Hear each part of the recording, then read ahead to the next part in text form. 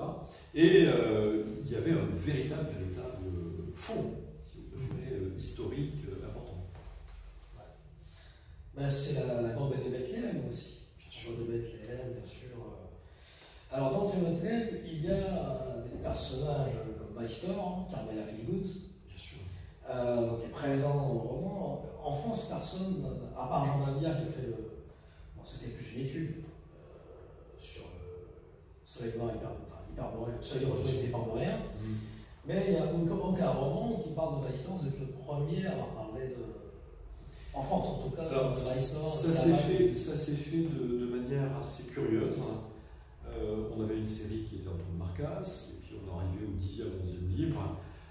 Donc l'inspiration, voilà, on a décidé d'accepter une proposition de France 5 de tourner un documentaire qui est passé sur Public Sénat d'ailleurs il y a peu, fond d'archives parisien très ésotérique, et qu'on s'est interrogé sur la fascination des Allemands et des nazis pour ces questions-là. Et au même moment est sortie toute une série d'études aux États-Unis, d'une universitaire, près de Cambridge, sur ces questions effectivement de la herbe et autres.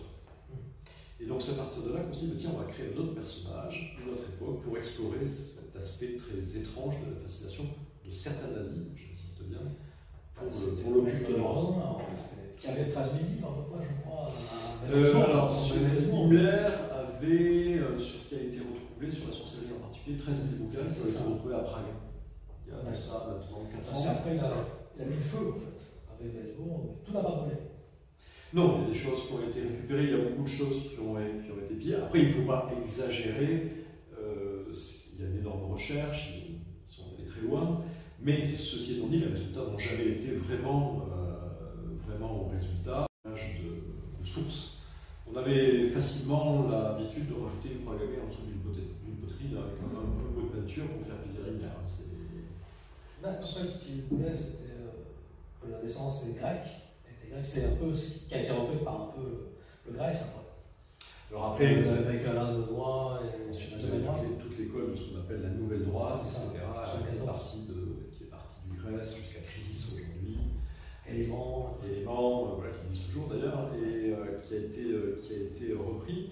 Mais il y a une volonté de filiation, si on préfère, très poétique dans la quête ésotérique. Et du coup, il y a tout aussi le mythe de la Tulée, de Karl Saufer, bien sûr, von Sedendorf. Toute cette période-là, Guido von List, bien sûr. Le premier mouvement templier aussi, c'était Lons von Liebenfels. Bien sûr. Nicoise, né quand même dans un terreau. L'hôtel 4 saisons. Voilà, qui est très marqué par des groupuscules qui ont à voir avec une certaine forme de franc-maçonnerie, certaines formes aussi de catholicisme. C'est turc, c'est pas de nord. Son abord, oui. Avec l'Égypte.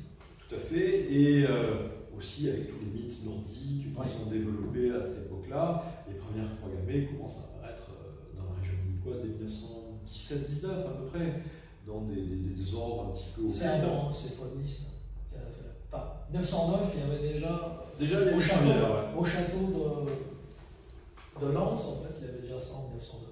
Il y a des reprises. Fauniste, c'est le premier, en fait, véritablement. Et ensuite, moi je parlais principalement des petits fascicules. Oui, c'est Ostara. Voilà, Ostara, dont on sait qu'Hitler a été un grand lecteur d'Ostara. Il a jamais parti, mais il était... Mais alors, en revanche, moi je les ai lus. Waouh! Dans l'interprétation, mais avec des choses très... Avec les Templiers... Avec des choses très troublantes, des essais d'écriture automatique, par exemple, assez proche de Zara, des trucs très très curieux à l'intérieur, des textes hachés, un peu bioniques, etc. Oui, ça a très très vite dérivé. Alors, dans votre roman, il y a aussi des batiscars en métal inconnus qui cherchent un peu partout.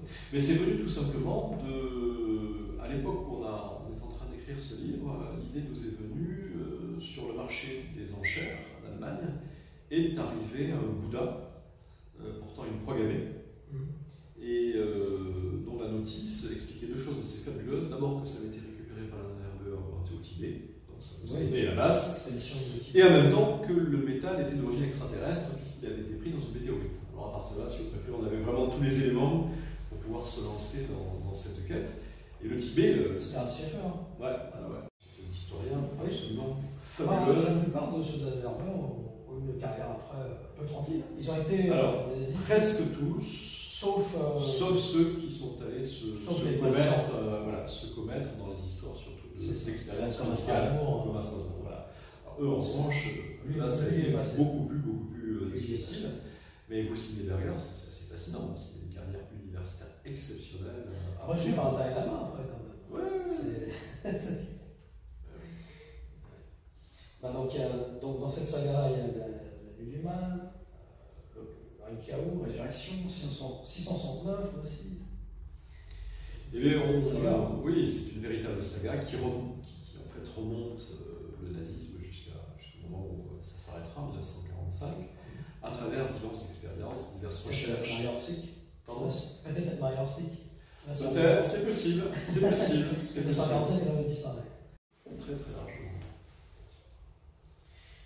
Là, vous avez sorti donc Le Royaume perdu. Sur les Templiers, c'est la suite. Est-ce que vous pouvez nous parler un petit peu de ce livre-là? C'est-à-dire que on n'avait pas épuisé en quelque sorte toutes les questions qu'on s'était posées sur les Templiers à l'époque, sur cette différenciation devenue très classique entre trésor spirituel et trésor matériel. Et on s'était quand même posé pas mal de questions sur le rapport des Templiers à la nature exacte du Baphomet, de voir qu'est-ce qui pouvait fonctionner à l'intérieur, par rapport aussi aux apocryphes. Les croisés ont été aussi quand même des gros pourvoyeurs de textes qui ont été récupérés sur place. Et donc on a créé en fait une quête pour retrouver un certain nombre de textes apocryphes, en particulier le livre d'Enoch, qui est quand même quasiment dans l'Ancien Testament, qui est la vision directe de Dieu, et de voir comment on peut le croiser avec une obsession contemporaine qui est effectivement l'ordinateur quantique. Et donc je crois que quand on regarde aujourd'hui les articles, il y en a beaucoup qui sont sortis il y a quelques semaines sur l'ordinateur quantique, il y a cette vision presque merveilleuse de la puissance du calcul, etc. Mais je pense aussi qu'il faut le voir un petit peu différemment. L'ordinateur quantique finira progressivement par remplacer l'homme dans ses prises de décision, parce que sa puissance de calcul, sa puissance de créer finalement du contenu va être telle, voilà, c'est Léviathan, voilà, va être telle que l'homme s'en trouvera écarté, et ça a toujours été cette idée-là de la science totale, un concept ésotérique qui a été partagé depuis le Moyen-Âge, sans parler effectivement de toutes les thèses renaissantes sur la question, sauf que tout ça a été resté très... Sur un dernier point, il y a le symbole perdu d'Anne Brown et l'huile maçonnique. Alors ça c'est une chose assez amusante. En fait, un jour, nous avions notre éditeur en poche était l'éditeur d'Anne Brown. On avait le même éditeur. Et on a aujourd'hui le même éditeur en poche et en grand format. Et un jour, notre éditeur nous dit, vous savez, le prochain livre de Dan Brown, c'est sur les francs-maçons. Alors pour nous, évidemment, ça a été une sorte de grosse surprise, d'autant qu'on avait eu un petit problème qui était évidemment le livre phare de Dan Brown, que tout le monde connaît, mais dans lequel il était fait référence au texte de Pierre Plantard de Saint-Clair, texte déposé à l'ADN, à la Bibliothèque nationale, et donc les gens du milieu savent que ce sont des faux, alors même que Dan Brown les présente comme vrais, juste à l'incipit, effectivement, du Da Vinci Code. À l'époque, ça nous avait causé problème sur les francs-maçons, ça risque d'être problématique. Et puis en fait, on a obtenu le livre donc, en version anglaise à l'époque, on l'a lu très rapidement et on a étudié point par point la manière dont Dan Brown voyait la franc-maçonnerie. Et honnêtement, il n'y avait rien à dire. C'était très très bien pensé, très très bien ficelé. Il n'y avait pas de crainte à avoir. Et on a fait un bouquin sur effectivement ces textes-là. Assez étrange d'ailleurs, parce que en fait, la vision de la franc-maçonnerie américaine et la vision de la franc-maçonnerie française n'ont strictement rien à voir. C'est deux mondes totalement séparés. Et là, ça restait très très américain. Mais là où il est malin, c'est qu'il sait très bien rattraper le côté ésotérique européen pour le réinjecter. Alors que la franc-maçonnerie américaine se fout totalement des questions ésotériques, ça n'intéresse absolument plus. Aujourd'hui, la franc-maçonnerie américaine, qui d'ailleurs ne pèse pas lourd, c'est une organisation caritative communale liée aux États-Unis et ça ne se distingue plus. Eh bien, merci remercie beaucoup Merci. Patrick pour cette interview. Et bonne continuation pour tous vos livres. Et peut-être des prochaines sagas, on sait jamais, peut-être sur un prochain. Il va sortir un truc sur Rennes. Ah, voilà. Non, il a sorti un truc sur Rennes. Ils ont fait une trouvaille. D'accord. Voilà, ça va sortir dans ou la fin de l'année ou début de l'année prochaine.